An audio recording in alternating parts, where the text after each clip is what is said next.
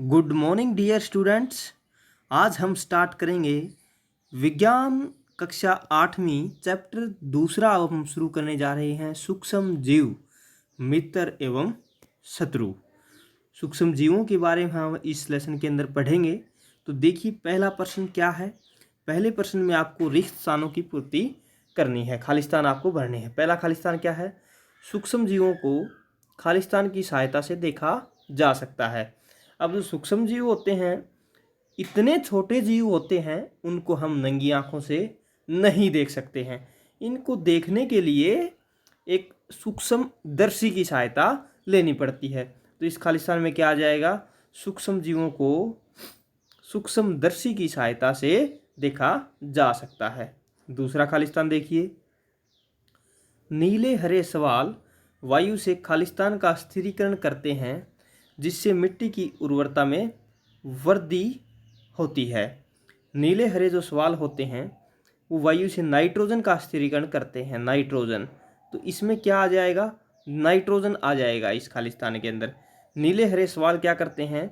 Nitrogen का स्थिरीकरण करते हैं, और ये नाइट्रोजन को मिट्टी के अंदर मिला देते हैं, जिससे मिट्टी की उर्वरता में वृद्धि होती है। स्थिरीकरण का मतलब क्या होता है? स्थिरीकरण का मतलब होता है ये एक प्रकार के जीवाणु होते हैं। नीले हरे सवाल ये एक प्रकार के जीवाणु होते हैं जो वायुमंडल से नाइट्रोजन को लेकर मिट्टी के अंदर मिलाने का काम करते हैं, उसे स्थिरीकरण बोलते हैं। और जैसे ही मिट्टी के अंदर वो नाइट्रोजन मिलाएंगे तो मिट्टी की उर्वरता होती है, उपजाऊ शक्ति, मिट्टी की उर्वरता बढ़ जाएगी। ठीक है। तीसरा देखिए, अल्कोहल का उत्पादन खालिस्तान नामक जीव की सहायता से किया जाता है। अल्कोहल होती है शराब, एक प्रकार से जो शराब होती है ना, उसके अंदर अल्कोहल होता है। तो अल्कोहल का उत्पादन यीस्ट की सहायता से करते हैं। इसमें क्या आ जाएगा? यीस्ट आ जाएगा। जो ये यीस्ट होते हैं, यीस्ट इतने छोटे जीव होते हैं, ये क्या करेंगे? कोई भी पदार्थ है उसको अपघटित कर देंगे, गला सड़ा देंगे, और उससे क्या पैदा कर देंगे? अल्कोहल पैदा कर देंगे। साधारणतः जो अल्कोहल बनाई जाती है, जो शराब बनाई जाती है, वो गन्ने से बनाई जाती है। गन्ने से या गुड़ से बनाई जाती है। तो गुड़ को यीस्ट क्या करेंगे? गला सड़ा के अल्कोहल में बदल देते हैं। अगला देखते हैं हम, हैजा खालिस्तान के द्वारा होता है। हैजा, इसमें आएगा जीवाणु। क्या आएगा? जीवाणु। हैजा जीवाणु के द्वारा होता है, और जीवाणु को लेके कौन जाता है एक जगह से दूसरी जगह पर? मक्खियाँ, घरेलू मक्खियाँ। तो आप दोनों ही कर सकते हैं इसके अंदर, घरेलू मक्खी कर देंगे तब भी आपका सही जवाब है कि हैजा घरेलू मक्खी के द्वारा फैलता है। लेकिन होता किसके द्वारा है? जीवाणु के द्वारा। तो इसका बिल्कुल सही जवाब क्या रहेगा? जीवाणु। हैजा जो है वो जीवाणु के द्वारा होता है, और घरेलू मक्खियाँ जो हैं इसको फैलाने का काम करती हैं। तो ये हम खालिस्तान कर चुके हैं। पहले खालिस्तान में सूक्ष्मदर्शी आ जाएगा, दूसरे में क्या आ जाएगा? नाइट्रोजन आ जाएगा, तीसरे में यीस्ट आ जाएगा, और चौथे में घरेलू मक्खी आ जाएगा, या जीवाणु सही रहेगा। ठीक है। दूसरा प्रश्न पर चलते हैं हम। सही शब्द के आगे ठीक का निशान लगाइए। यीस्ट का उपयोग निम्न के उत्पादन में होता है। देखिए, यीस्ट का उत्पादन हमने ऊपर पढ़ा था, यीस्ट का उत्पादन अल्कोहल में किया जाता है। किस में किया जाता है? अल्कोहल को बनाने में, शराब बनाने में यीस्ट का उपयोग अल्कोहल बनाने में किया जाता है। तो इनमें से कौन सा सही होगा? अल्कोहल। ठीक है। अगला प्रश्न देखिए, निम्न में से कौन सा प्रतिजैविक है? Sodium bicarbonate, streptomycin, alcohol, yeast. इनमें जो स्ट्रेप्टोमाइसिन है, ये जो है ये दवाई बनाने के काम आता है, इंजेक्शन बनाने के काम आता है, टीके बनाने के काम आता है। तो ये क्या है? एक प्रतिजैविक है। क्या है? एक प्रतिजैविक। क्या नाम है? स्ट्रेप्टोमाइसिन। स्ट्रेप्टोमाइसिन। मलेरिया परजीवी का वाहक है। मलेरिया जो है एक परजीवी के द्वारा फैलता है, और उस परजीवी का वाहक होता है, उसको ले जाने वाला कौन सा होगा? मादा एनाफ्लीज मच्छर। हम पढ़ते हैं कि मादा एनाफ्लीज मच्छर के कारण क्या फैलता है? मलेरिया फैलता है। क्योंकि ये मलेरिया फैलाने वाला जो वाहक है उसको ले जाने का काम करता है, परजीवी है उसको ले जाने का काम करता है, इसलिए इसको वाहक बोलते हैं। तो इसका उत्तर क्या हो जाएगा? मादा एनाफ्लीज मच्छर ये मलेरिया फैलाने वाला वाहक है। संचरणीय रोगों का सबसे मुख्य कारक है। संचरणीय रोग वो होते हैं जो रोग एक दूसरे के संपर्क में आने से लग जाते हैं, जैसे हाथ मिलाने से, साथ में खाना खाने से, एक दूसरे के साथ बैठने से जो रोग आपस में एक दूसरे व्यक्ति पर फैल जाते हैं उन्हें संचरणीय रोग बोलते हैं। और संचरणीय रोग का मुख्य कारक, कारक मतलब इनको ले जाने वाला, एक व्यक्ति से दूसरे व्यक्ति के ऊपर फैलाने का काम ज़्यादा कौन करता है? घरेलू मक्खी।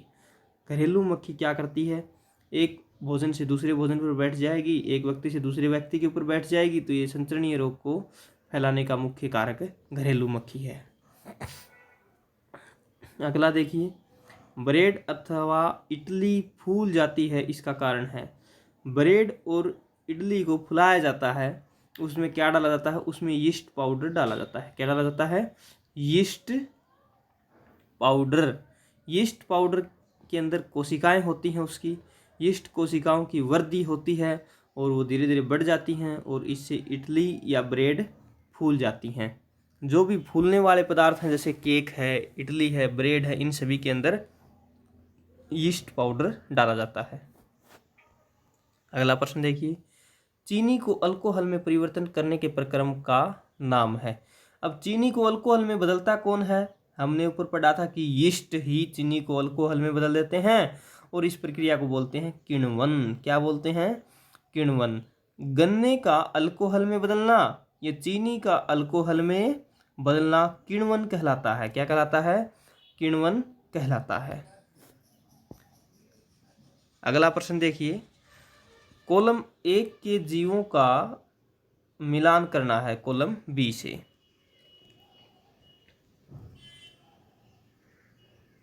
जीवाणु, देखिए मैं उत्तर निकाल लेता हूं। जीवाणु, जीवाणु हैजा का कारक है। हमने ऊपर पढ़ाया था ना कि जीवाणु जो है, जीवाणु को घरेलू मक्खी लेकर जाती है एक जगह से दूसरी जगह पर, और ये किसका कारक है? हैजा का कारक है। हैजा जो रोग है उसको फैलाने का कारक कौन है? जीवाणु है। राइजोबियम, राइजोबियम नाइट्रोजन स्थिरीकरण। हमने नाइट्रोजन स्थिरीकरण ऊपर एक वर्ड आया था, खालिस्तान के अंदर एक शब्द आया था स्थिरीकरण, उसमें हमने पढ़ा था कि वायुमंडल से नाइट्रोजन मिट्टी के अंदर मिलाना नाइट्रोजन स्थिरीकरण कहलाता है। और ये मिट्टी के अंदर मिलाने का काम कौन करता है? राइजोबियम जीवाणु, राइजोबियम बैक्टीरिया। राइजोबियम जो जीवाणु है ये दाल वाले पौधों की जड़ों में पाया जाता है। यह मुख्यतः जैसे चना है, मटर है, या जो दाल वाले जो पौधे हैं उनकी जड़ों में गांठ पाई जाती है, उन्हें नोडल्स भी बोलते हैं। उन गांठ के अंदर ये राइजोबियम जीवाणु होता है। ये क्या करेगा? वायुमंडल से नाइट्रोजन लेगा और उस मिट्टी में मिला देगा, जिसे नाइट्रोजन स्थिरीकरण बोलते हैं, और ये मिट्टी की उपजाऊ अक्षमता बढ़ाने का काम करता है। लैक्टोबैसिलस, लैक्टोबैसिलस दही का जमना। आप दही खाते हैं सुबह, दूध का दही में जमना। दूध को दही में कौन जमाता है? लैक्टोबैसिलस। हम खट्टा पदार्थ डालते हैं उसके अंदर, लस्सी वगैरह दूध के अंदर, तो उसमें लैक्टोबैसिलस जीवाणु होते हैं। ये जीवाणु धीरे धीरे बढ़ते जाएंगे और दूध को किस में बदल देंगे? दही में बदल देंगे। तो दूध को दही में कौन सा जीवाणु बदलता है? लैक्टोबैसिलस, आपको याद रखना है। यीस्ट, यीस्ट ब्रेड की मेकिंग, बेकिंग। ब्रेड पकाते हैं ना, ब्रेड को फुलाया जाता है और वो फूलेगा किसके कारण? जब उसमें यीस्ट पाउडर डालेंगे, तो यीस्ट डालेंगे तब ब्रेड फूल जाता है। तो यीस्ट की बेकिंग, बेकिंग मीन पकना। एक प्रोटोजोआ मलेरिया का कारक। हमने ऊपर पढ़ा था कि मलेरिया का वाहक कौन है? मलेरिया का वाहक हमने पढ़ा था कि एनाफ्लीज मादा मच्छर। मच्छर के काटने से मलेरिया होती है, हम इस बात को भली भांति जानते हैं। लेकिन वो मच्छर क्या लेके जाता है? एक प्रोटोजोआ लेके जाता है, और उस प्रोटोजोआ के कारण क्या होती है? हमें मलेरिया होती है। ये बात आपको याद रखना है कि एनाफ्लीज मादा मच्छर है, ये एक प्रोटोजोआ को लेकर जाता है वो एक शरीर में प्रवेश करा देता है, फिर दूसरे में प्रवेश करा देता है, जिससे क्या हो जाती है, मलेरिया हो जाती है। उसके बाद एक विषाणु किसका कारक है, एड्स का कारक है। एड्स किसके कारण होती है, एक विषाणु के द्वारा होती है। ठीक है, ये आपको याद रख लेना है। एड्स किसके कारण होती है, विषाणु के कारण होती है, विषाणु के कारण होती है। प्रश्न 4 पर हम चलते हैं। क्या सूक्ष्म जीव बिना यंत्र की सहायता से देखे जा सकते हैं? नहीं देखे जा सकते हैं। यदि नहीं तो वो कैसे देखे जा सकते हैं? वो सूक्ष्मदर्शी यंत्र की सहायता से देखे जाएंगे। देखो इसका उत्तर पढ़िए। नहीं, सूक्ष्म जीवों को हम बिना सूक्ष्मदर्शी यंत्र की सहायता से नहीं देख सकते, क्योंकि सूक्ष्म जीव का आकार बहुत ही छोटा होता है। सूक्ष्म जीवों को हम केवल सूक्ष्मदर्शी नामक यंत्र की सहायता से ही देख सकते हैं। अगला प्रश्न देखिए। सूक्ष्म जीवों के मुख्य वर्ग कौन कौन से हैं? सूक्ष्म जीवों के मुख्य 4 वर्ग हैं। कितने वर्ग हैं सूक्ष्म जीवों के? 4 वर्ग हैं। जीवाणु, कवक, प्रोटोजोआ और शैवाल। ये याद रख लेने हैं आपको। जीवाणु, कवक, प्रोटोजोआ और शैवाल, ये 4 मुख्य वर्ग हैं सूक्ष्म जीवों के। अब जीवाणु का उदाहरण क्या है? छड़नुमा जीवाणु, स्पाइटल जीवाणु, 2 याद रख लोगे आप। कवक का उदाहरण क्या है? पेनिसिलियम एस्परजिलस, पेनिसिलियम एस्परजिलस, दोनों कवक हैं। Protozoa paramecium amoeba, paramecium amoeba, दोनों प्रोटोजोआ हैं। शैवाल स्पाइरोगायरा क्लेमाइडोमोनास, क्लेमाइडोमोनास और स्पाइरोगायरा, दोनों किसके उदाहरण हैं? शैवाल के उदाहरण। इनके चित्र मैं आपको दिखाता हूँ। सूक्ष्म जीवों के 4 वर्ग हैं। पहला वर्ग जीवाणु, स्पाइरल जीवाणु ये रहे, छड़नुमा जीवाणु ये रहे। 2 उदाहरण आपको याद रख लेने हैं। शैवाल, ये क्लेमाइडोमोनास है और ये स्पाइरोगायरा है। ये शैवाल के उदाहरण है, ये आपको याद रख लेने हैं। प्रोटोजोआ, ये प्रोटोजोआ हैं। इसके 2 उदाहरण, एक अमीबा है और एक ये चप्पल की आकार का है प्रोटोजोआ। प्रोटोजोआ का पैरामीशियम, ये पैरामीशियम है ना, ये चप्पल के आकार का होता है। ये प्रोटोजोआ के उदाहरण आपको याद रख लेने हैं। ये कवक के उदाहरण हैं। जो ब्रेड के ऊपर लगती है ना कवक, उसे राइजोप्स बोलते हैं। इसे ब्रेड मोल्ड भी बोलते हैं, ब्रेड मोल्ड या राइजोप्स। पेनिसिलियम एस्परजिलस, ये तीनों किसके उदाहरण हैं? ये तीनों के तीनों कवक के उदाहरण हैं। एस्परजिलस, पेनिसिलियम और राइजोप्स, जो ब्रेड के ऊपर लगता है। ठीक है, ये 4 वर्ग हैं। चारों वर्गों को हमने चित्र आपको दिखा दिए हैं, तो ये आपको 2 उदाहरण इनके याद रख लेने हैं। अगले प्रश्न पर चलते हैं हम। प्रश्न नंबर 6। वायुमंडलीय नाइट्रोजन का मिट्टी में स्थिरीकरण करने वाले सूक्ष्म जीवों के नाम लिखिए। ऊपर पढ़ चुके हैं कि वायुमंडल से नाइट्रोजन को मिट्टी में मिलाना क्या कहलाता है? नाइट्रोजन का स्थिरीकरण कहलाता है। तो कौन सा सूक्ष्म जीव ये काम करने का काम करता है, उसका नाम बताना है।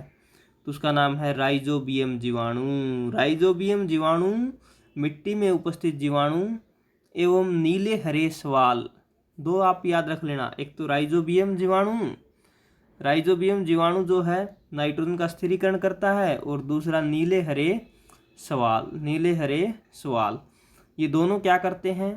वायुमंडल से नाइट्रोजन लेते हैं और उसको मिट्टी में मिला देते हैं, मिट्टी के अंदर नाइट्रोजन का स्थिरीकरण करते हैं। प्रश्न नंबर 7 देखिए। हमारे जीवन में उपयोगी सूक्ष्म जीवों के बारे में 10 पंक्तियां लिखिए। सूक्ष्म जीवों के बारे में उपयोगी पंक्तियां लिखनी हैं। सूक्ष्म जीव हमारे लिए बहुत ही उपयोगी हैं। पहले हम ये कृषि में मृदा की उर्वरता में वृद्धि करने में सहायक होती हैं। सूक्ष्म जीव क्या करते हैं? जो मिट्टी है, मृदा है, इसकी उर्वरता बढ़ा देती हैं, इसको उपजाऊ शक्ति बढ़ा देती हैं। जब अपने ऊपर पड़ चुके हैं नाइट्रोजन, स्थिरीकरण के द्वारा वो मिट्टी में नाइट्रोजन मिलाकर उसकी उर्वरता बढ़ा देते हैं। दूसरा देखिए, ये किण्वन अथवा फर्मेंटेशन। किण्वन को अंग्रेजी में ही क्या बोलते हैं? फर्मेंटेशन बोलते हैं। किण्वन होता है अल्कोहल बनाना।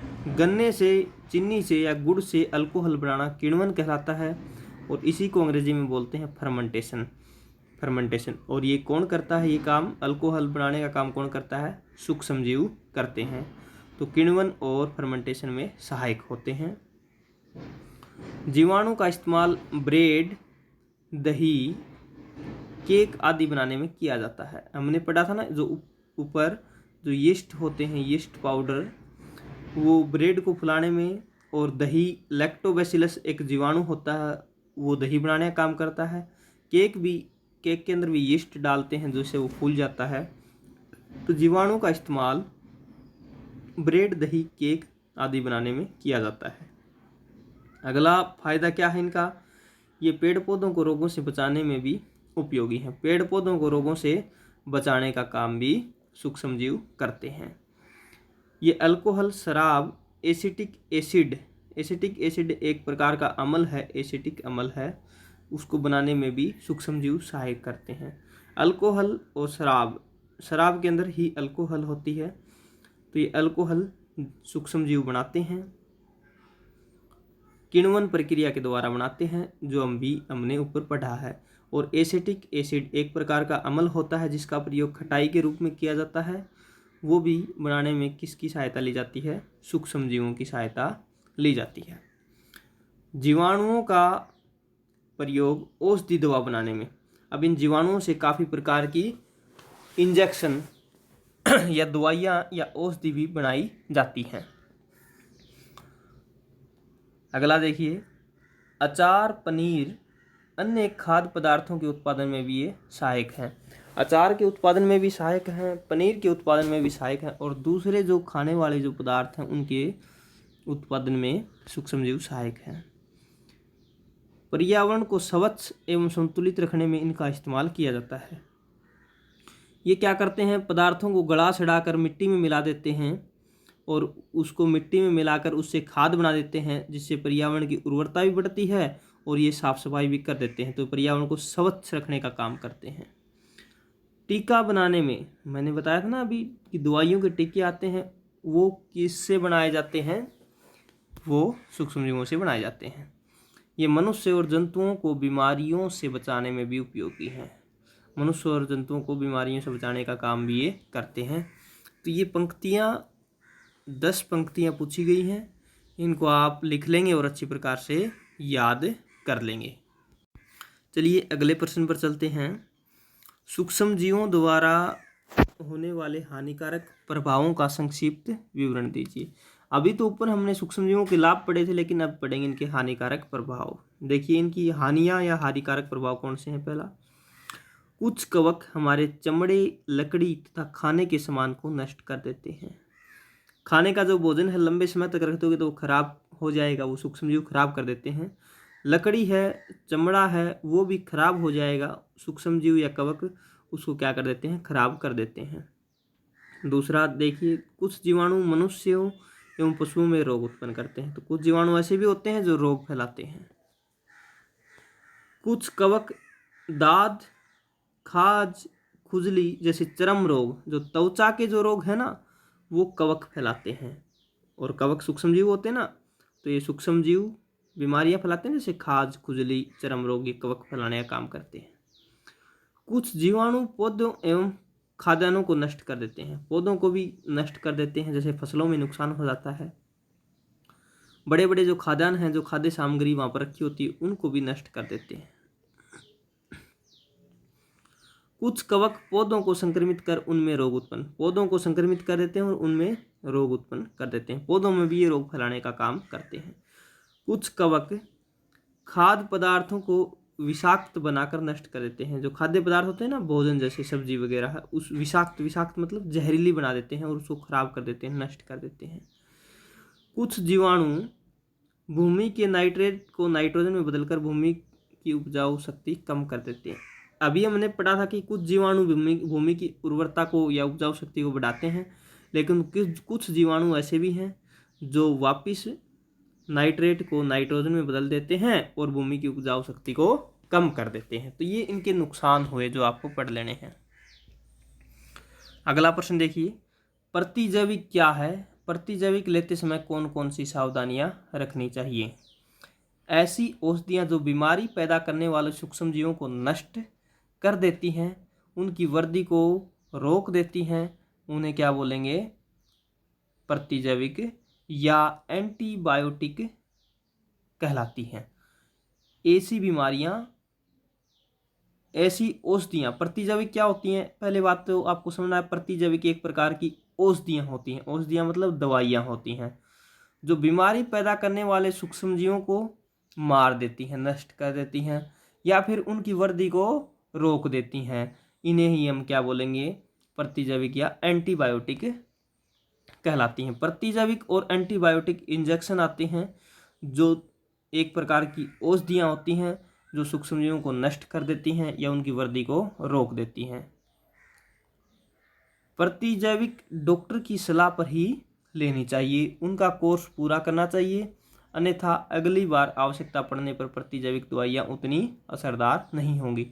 तो प्रतिजैविक किसकी सलाह पर लेनी चाहिए? डॉक्टर की सलाह पर ही लेनी चाहिए और उनका कोर्स पूरा करना चाहिए। तो आपका अभ्यास के प्रश्न पूरे हुए। ये सूक्ष्मजीवों के चित्र दिखाए हुए हैं, ये मैंने आपको समझा दिया, ये अच्छी प्रकार से आपको याद कर लेना। ये एक टेबल दी हुई है आपकी किताब के अंदर, तो ये आपको अच्छी प्रकार से समझ के याद कर लेनी है। जो इस टेबल में क्या दिया हुआ है, रोग हैं, कौन सा रोग किसके द्वारा फैलाया जाता है, ये आपको टेबल में अच्छी प्रकार से समझना है। 6 रोग जो हैं वो जीवाणु फैलाते हैं और ये जीवाणु वायु के द्वारा फैलते हैं, ठीक है। खसरा रोग वायरस फैलाते हैं और ये वायु के द्वारा फैलते हैं। चिकन पॉक्स, ये भी वायरस फैलाते हैं और ये भी वायु के द्वारा फैलते हैं या सीधे संपर्क में आ जाएं तब भी एक व्यक्ति से दूसरे व्यक्ति में फैल जाते हैं। पोलियो वायरस के द्वारा फैलता है, बच्चों को पोलियो का इंजेक्शन दिया जाता है ना, ताकि वो इस वायरस से बचे रहें, और ये वायरस वायु या जल के संपर्क में आने से फैल जाता है। तो जिन व्यक्तियों को 6 रोग, खसरा, चिकन पॉक्स, पोलियो है, ऐसे व्यक्ति की सावधानी क्या, बचाव के उपाय क्या हैं? रोगी व्यक्ति को पूरी तरह से अन्य व्यक्तियों से अलग रखना चाहिए। ये रोग जो हैं एक दूसरे के संपर्क में आने से फैल जाते हैं, इसलिए एक दूसरे के संपर्क में नहीं आना देना चाहिए। रोगी को व्यक्तिगत वस्तुओं को अलग, उचित समय पर टीकाकरण, उसकी वस्तुओं को अलग रखना चाहिए, उचित समय पर टीके लगवाने चाहिए। हैजा किसके द्वारा फैलता है? हैजा जीवाणु के द्वारा फैलता है और जल या भोजन से फैल जाता है। टाइफाइड भी जीवाणु के द्वारा फैलता है और ये जीवाणु जल से एक जगह से दूसरी जगह पर जाता है, इसलिए व्यक्तिगत स्वच्छता रखनी चाहिए, अच्छी आदतों को अपनाना चाहिए, भली भांति पके हुए भोजन को खाना चाहिए, जो उबाल कर पानी पीना चाहिए और टीके लगवाते रहना चाहिए। हेपेटाइटिस ए वायरस के द्वारा फैलता है और ये वायरस जल के अंदर एक स्थान से दूसरे स्थान पर जाता है, इसलिए हमेशा उबले हुए पानी का प्रयोग करना चाहिए जो हेपेटाइटिस ए बीमारी से ग्रस्त है, और उसका टीके हमेशा लगवाते रहना चाहिए। मलेरिया प्रोटोजोआ के द्वारा फैलती है और प्रोटोजोआ को ले जाने का काम करता है मच्छर, तो मच्छर के लड़ने से मलेरिया होती है, इसलिए क्या करना चाहिए आपको? जिस भी व्यक्ति को मलेरिया है तो उसे मच्छरदानियों का प्रयोग करना चाहिए, मच्छर जो भगाने वाले रसायन हैं उनका प्रयोग करना चाहिए, कीटनाशक का छिड़काव करना चाहिए, कहीं भी जल को एक जगह पर इकट्ठा नहीं होने देना चाहिए। तो ये टेबल आपको पूरी अच्छी प्रकार से समझ में आ गई होगी, इसको आपको अच्छी प्रकार से याद कर लेना है। ये तो थे रोग जो मनुष्य में होते हैं। अब कुछ रोग ऐसे भी होते हैं जो पौधों में होते हैं, उनके बारे में पढ़ते हैं। नींबू कैंकर, नींबू जो है, नींबू कठोर हो जाता है, इसे नींबू कैंकर रोग बोलते हैं। ये जीवाणु के द्वारा फैलाया जाता है और ये जो जीवाणु है ये वायु से एक जगह से दूसरी जगह में चले जाते हैं वायु के द्वारा। गेहूं की रस्ट, गेहूं जो है वो लाल लाल हो जाता है इस प्रकार, और ये रोग कवक का है, कवक वायु या बीज के द्वारा एक जगह से दूसरी जगह पर जाते हैं। भिंडी जो है वो मुड़ जाती है और बढ़ना बंद कर देती है। ये रोग वायरस का रोग है, भिंडियों के अंदर जो होता है, और ये कीट फैलाते हैं एक पौधे से दूसरे पौधे के ऊपर कीट इस वायरस को ले जाने का काम करते हैं। चलिए नाइट्रोजन चक्कर को और समझते हैं हम। नाइट्रोजन चक्कर आपकी किताब के अंदर दिया हुआ है, तो इसे भली भांति आपको अच्छी प्रकार से समझ लेना है इस नाइट्रोजन चक्कर को। देखिए, ऊपर वायुमंडल में नाइट्रोजन होती है, वायुमंडलीय नाइट्रोजन बोलते हैं। वायुमंडलीय में नाइट्रोजन 78% होती है, और ये नाइट्रोजन मिट्टी के अंदर आती है, मिट्टी से दोबारा वायुमंडल में जाती है, फिर वायुमंडल से मिट्टी के अंदर आती है, फिर मिट्टी से वायुमंडल में जाती है। इसी को नाइट्रोजन चक्कर बोलते हैं। तो ये नाइट्रोजन चक्कर कैसे चलता है, किसके द्वारा चलता है, वो हम समझेंगे अभी इसको अच्छी प्रकार से। देखिए, आपको भली बातें देख रहे हैं आप, इसमें जो एरो का निशान है, जो तीर का निशान है लाइनों के ऊपर लगे हुए हैं, उससे आपको अच्छी प्रकार से इसको समझना है। देखिए, वायुमंडल में ऊपर क्या है, नाइट्रोजन है। जब बिजली चमकती है, तीर का निशान नीचे की तरफ है ना, तड़ित द्वारा नाइट्रोजन स्थिरीकरण। जब बिजली चमकती है तो ये वायुमंडल की नाइट्रोजन मिट्टी में मिल जाती है। तो वायुमंडल से नाइट्रोजन मिट्टी के अंदर कैसे मिलती है? एक तो तरीका मैंने बताया कि जब बिजली चमकती है। दूसरा, कुछ जीवाणु होते हैं जो वायुमंडल से नाइट्रोजन को स्थिरीकरण करके, जैसे जीवाणु का नाम क्या है, नीले हरे सवाल, या फिर मैंने एक जीवाणु और बताया था जो राइजोबियम जीवाणु होता है, जो दाल वाले पौधों की जड़ों में पाया जाता है। ये क्या करते हैं, ये जीवाणु नाइट्रोजन को मिट्टी के अंदर मिला देते हैं और मिट्टी की उपजाऊ शक्ति को बढ़ा देते हैं। तो दो बातें याद रखनी है, वायुमंडल से नाइट्रोजन एक तो तड़ित के द्वारा मिट्टी में जाता है और दूसरा जीवाणुओं के द्वारा मिट्टी के अंदर जाता है। अब मिट्टी की उपजाऊ शक्ति बढ़ गई है, मिट्टी में नाइट्रोजन आ गया है, तो मिट्टी से कौन लेंगे नाइट्रोजन? पौधे ले लेंगे जड़ों के द्वारा। ठीक है, पौधों को कौन खाते हैं? पौधों को जंतु खा जाते हैं। अब जंतु या तो मर जाएंगे या फिर वो गोबर कर देंगे, अपशिष्ट पदार्थ बाहर निकाल देंगे। तो वो नाइट्रोजन उन जंतुओं के मरने से या उनके गोबर करने से दोबारा कहाँ आ जाएगी? मिट्टी के अंदर आ जाएगी। तो इस प्रकार मिट्टी से नाइट्रोजन पौधों में, पौधों से जंतुओं में, जंतुओं से फिर वापस मिट्टी के अंदर, उनके गोबर करने से या उनके मरने से। तो इस प्रकार ये चक्कर एक चलता रहता है। इस प्रकार जो चक्कर चलता रहता है, ये भी कैसा चक्कर है? नाइट्रोजन का ही चक्कर है, नाइट्रोजन चलता रहता है इस प्रकार। और दूसरा, जो मिट्टी के अंदर नाइट्रोजन है, कुछ जीवाणु उसको वापस गैस में बदल देते हैं और वो नाइट्रोजन वापस कहाँ चली जाती है? वापस वो वायुमंडल में चली जाती है।